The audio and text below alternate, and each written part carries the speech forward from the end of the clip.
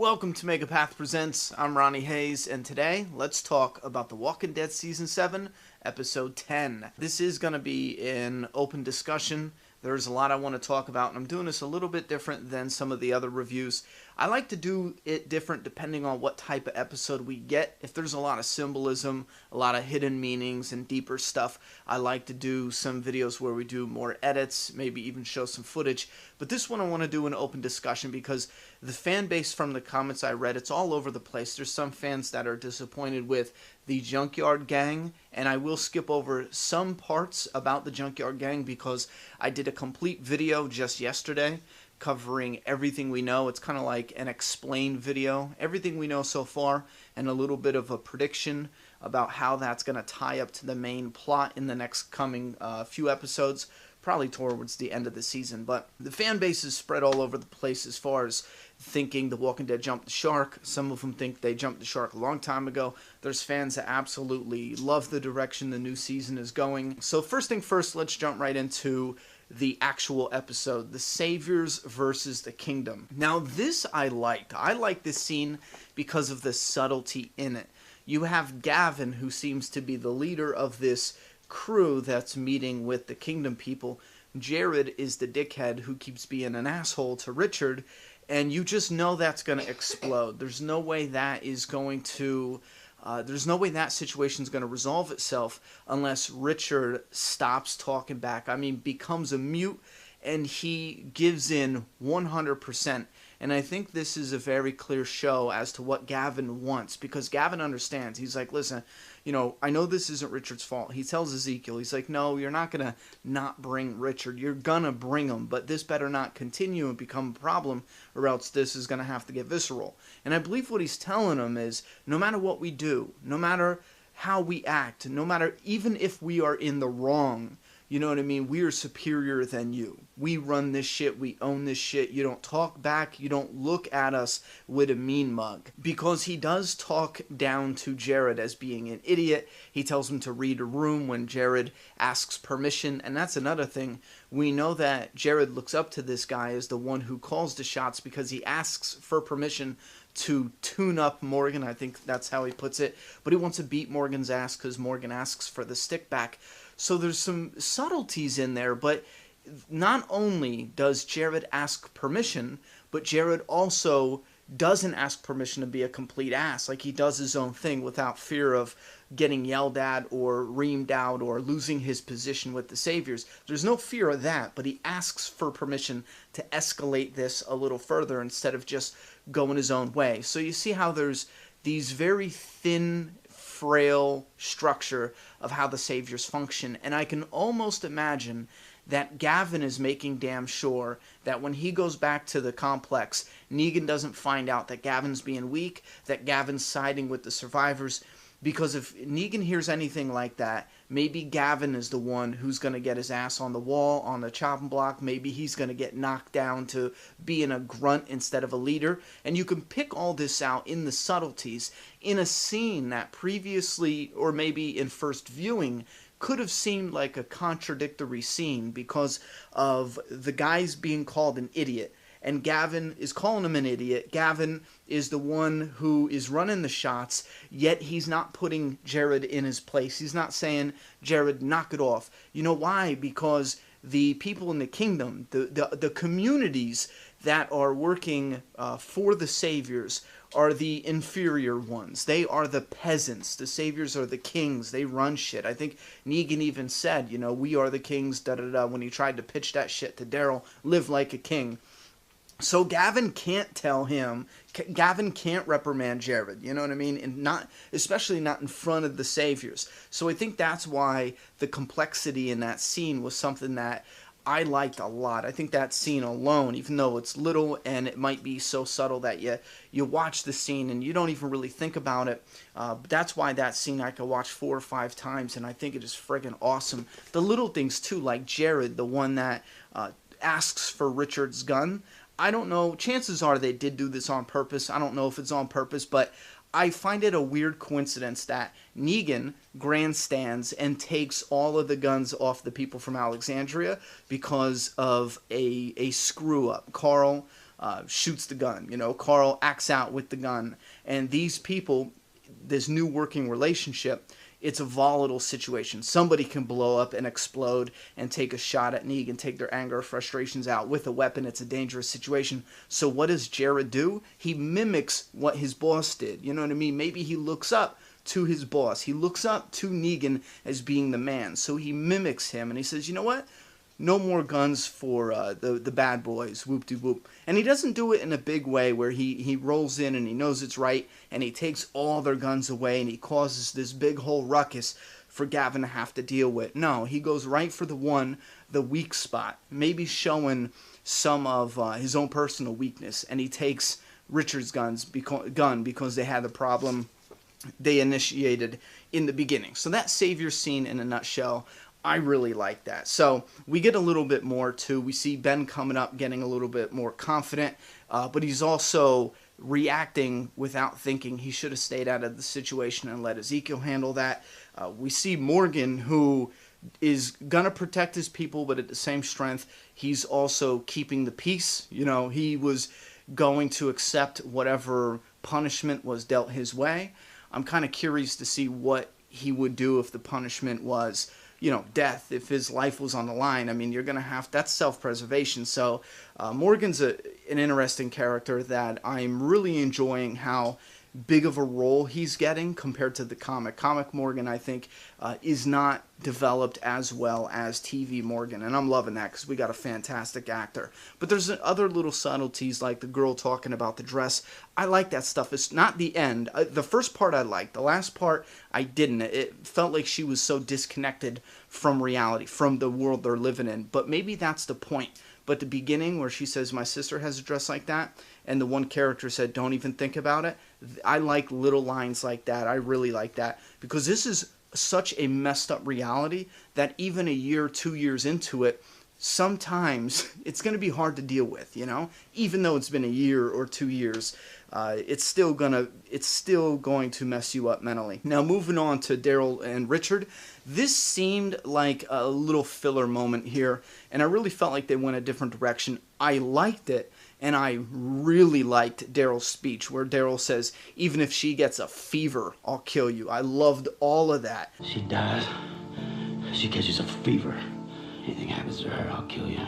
However, I just feel like this is a really stupid plan for Richard. This could backfire in so many different ways. I think it is idiotic. You could call it desperate, sure, whatever.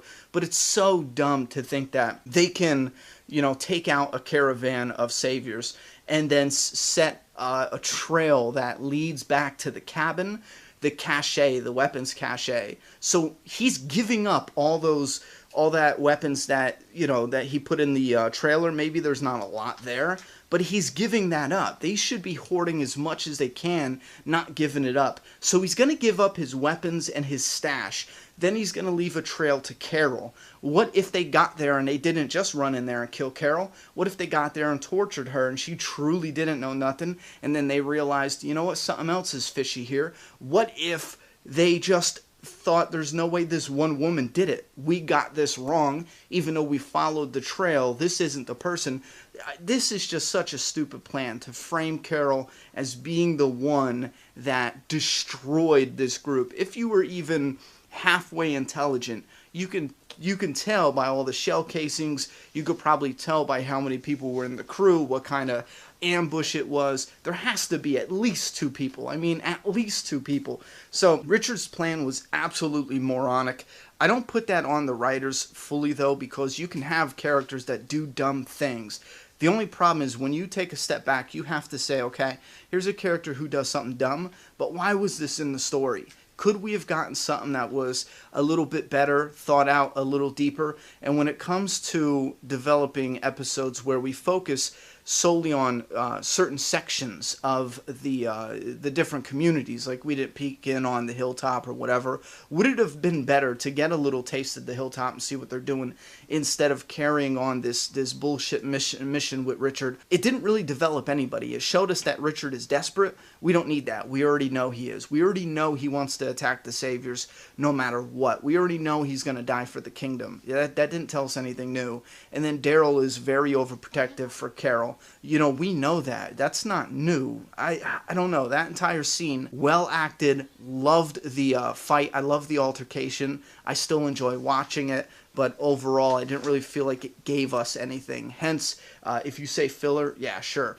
It leads into a nice little conversation with Daryl and Carol later on. But one of the big moments is the junkyard. And again, if you want to get my complete thoughts on the junkyard, everything we know so far, I have that video up. But one thing I want to ask is, how did Gabriel know that Rick smiled? Because Rick smiled back where they surrounded him by the boat. And then they took him over, I guess, next door to the boat or near the boat. That's another thing. Why were all the people in that one area? Kind of makes that surrounding ambush a little bit ridiculous, because were they all waiting? That seemed a little convenient. So maybe that is their one entrance, where you have a lot of the group waiting around, maybe even posted up, guarding the place. Since that isn't in the junkyard area, what were they doing there? However, maybe you guys can let me know. I missed it. Maybe Gabriel was talking about Rick smiling in the junkyard when Gabriel was present, because he did do that once or twice.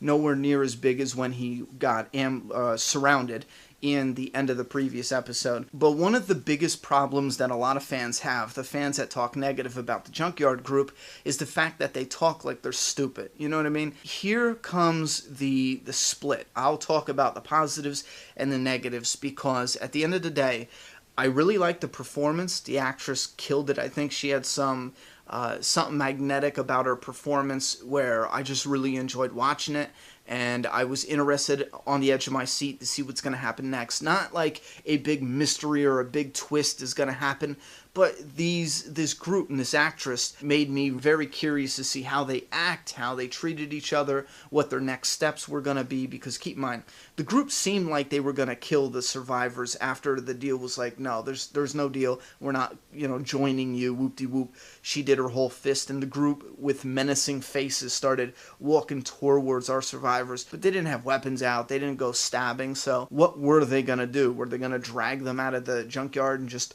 throw them out and forget about them? Then you risk them coming back for Gabriel. So basically they were going to kill them or take them prisoner, you know what I'm saying?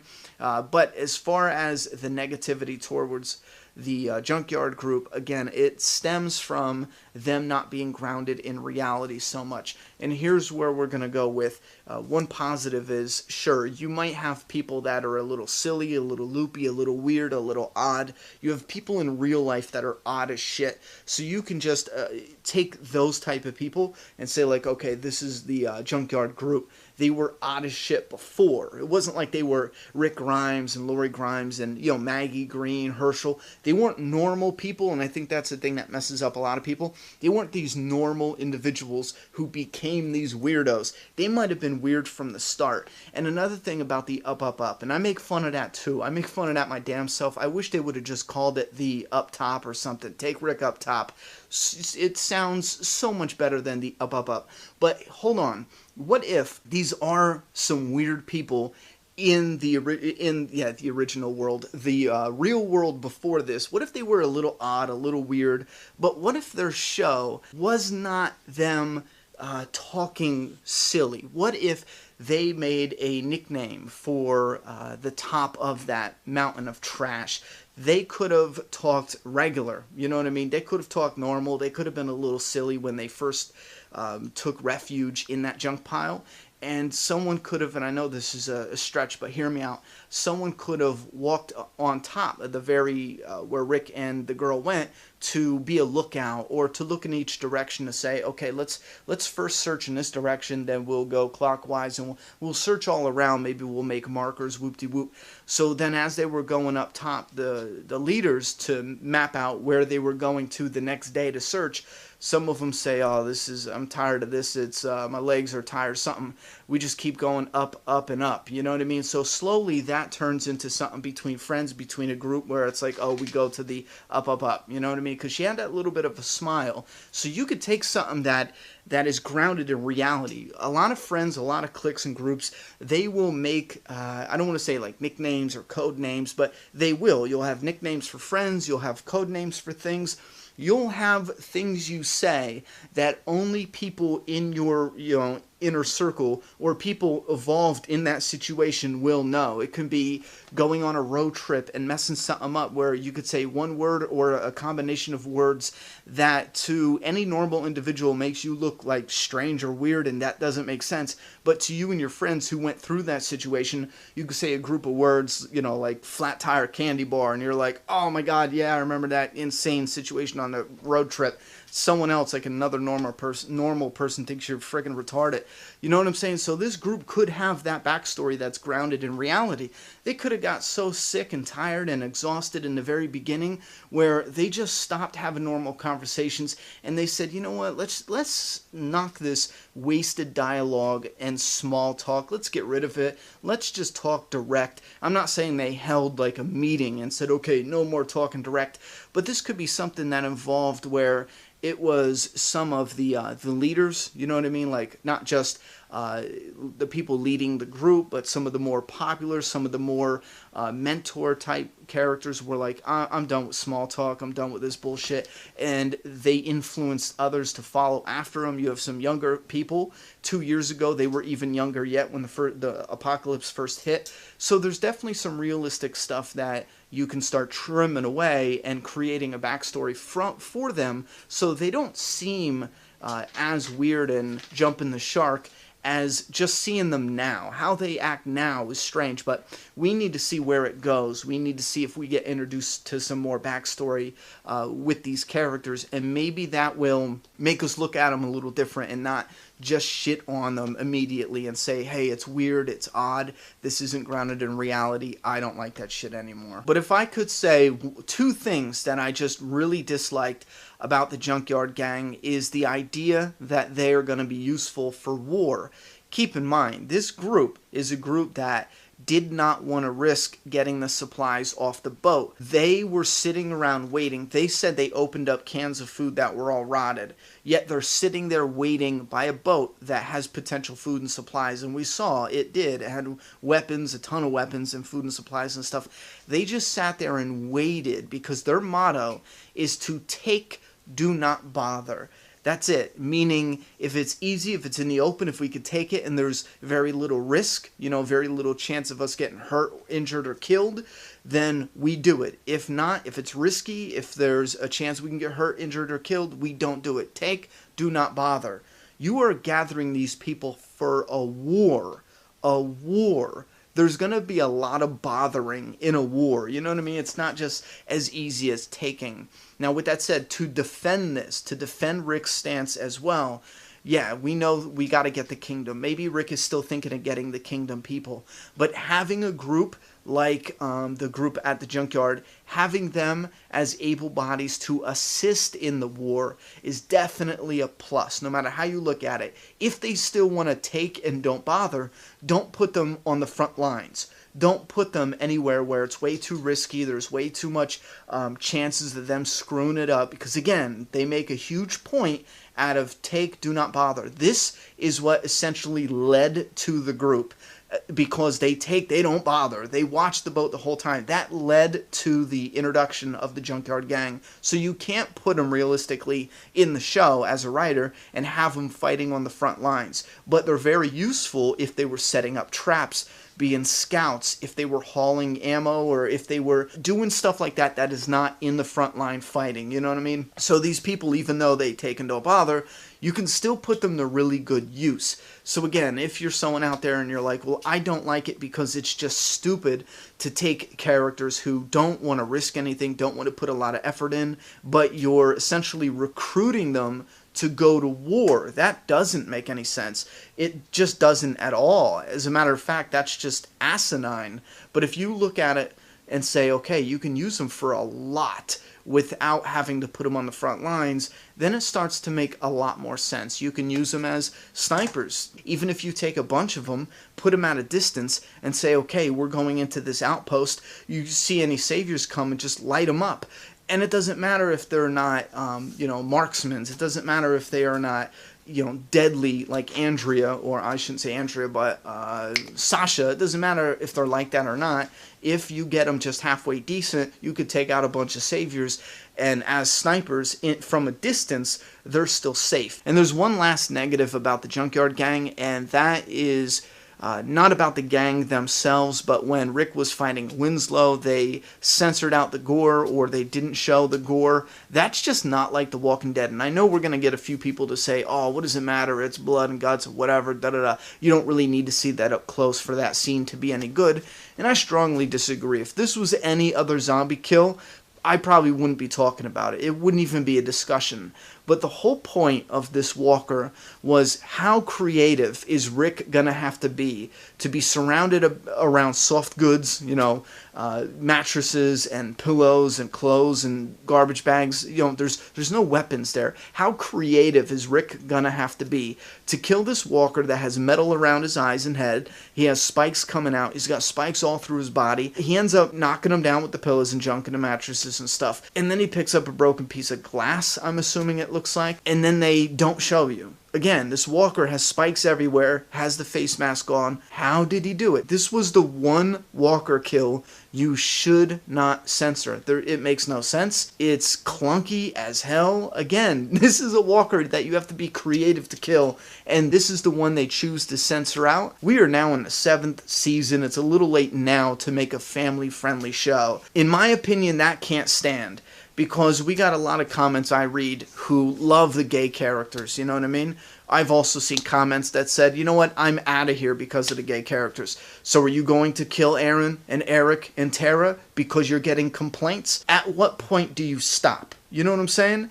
Is Rick and Michonne a couple because they were getting complaints about racism? At what point do we start saying, oh, it's the fans that are really controlling shit and not the producers and the writer and the creator? It's very disappointing where you're watching a show that you love and you realize that if you get a microphone and scream loud enough, The Walking Dead will change shit for you. That is disappointing as hell. If we find out that they truly did censor that zombie kill, I shit you not, I'm ashamed to call myself a huge fan of this show. Where's your balls? 2017? Where's your balls? This is the world we live in now? Some people go, oh, that's too much, and you give in? Don't give in to terrorists. What's wrong with you? Maybe I have the mentality of a 80s action hero or something. I don't know, but we don't negotiate with terrorists, so I won't listen to complainers that there's too much gore. That's ridiculous. It should be more gore. It's pretty sad when I sit back and start watching some of the movies from the 80s and 90s, the creature movies, and there is just repulsive special effects in a good way.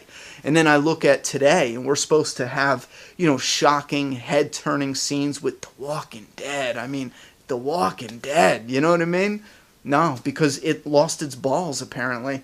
All right, anyway, with that said, we got some Carol and Daryl stuff. I think there is an excellence to their dynamic. The characters and the way they portray the characters, there's something truly fantastic there. I could sit there and watch those characters all night in the cabin just discussing shit, and I love the decision that Daryl makes. Now, Daryl's getting a little bit on my nerves with the whole dialogue, the way he speaks. And it's not all the time. There's good moments. There's really good moments. When he's talking with Carol, it's great. It feels, smooth and natural and fluid. But when he was talking with Morgan, even when he brought up Carol, I knew that was an amateur way to set that dialogue up and make it, attach it to the plot. That's such a ridiculous thing for Daryl to say. Say, oh, where's your balls? If Carol was here, she would take them. No, you're saying that. The character is saying that because the writer needs to incorporate it into the story.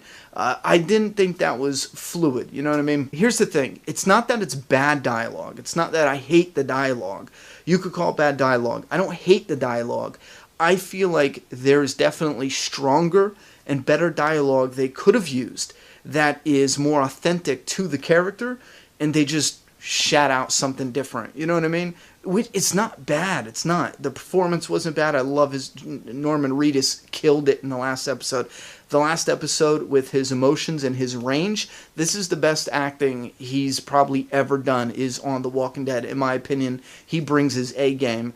That, just his appearance back in like episode 4, that shit was rough. Just seeing him standing there, he's killing it. I just wish that when they sit down to pen his lines, they would give him some remarkable shit to say. And again, it doesn't have to be like, well educated, because again, he's that, redneck or whatever, but you could definitely have better dialogue and better interactions with him and the characters. Give them a complete conversation, something. And again, it's not, I hate this, I love this, this is bad, I condemn this.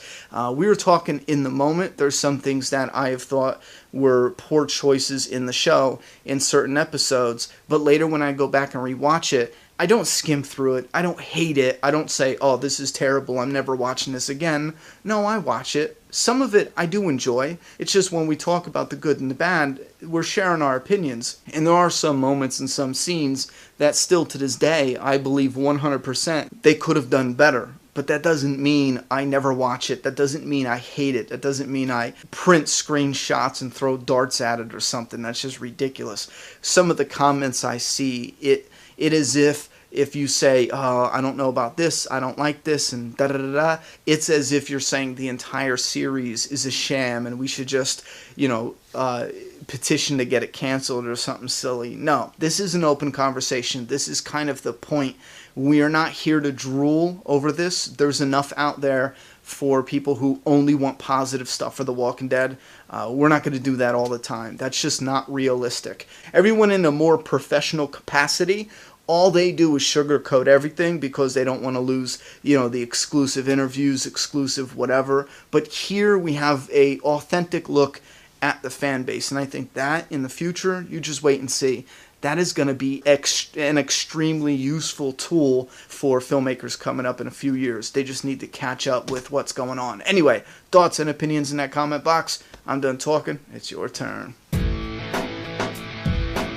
Subscribe, man.